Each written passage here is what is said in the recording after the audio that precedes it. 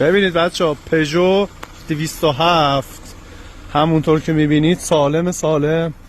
الان صابش هم اینجاست ولی دنده‌ای تر و تمیز.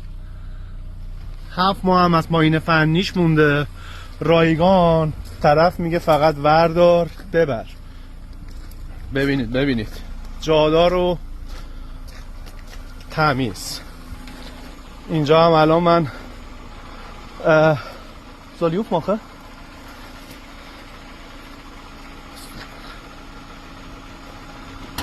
اینم داخل موتور. ببینید بچه ها، یارو 80 فرانک فقط باید پول جا بده، اینجا نداره دیگه، نمیخواد بده، واسه همین میگه وردار ببر. منم اومدم که اینو بردارم ببرم. واقعا که افسوس میخورم که چرا همچین ماشینایی شده آرزو واسه جوانای هریران.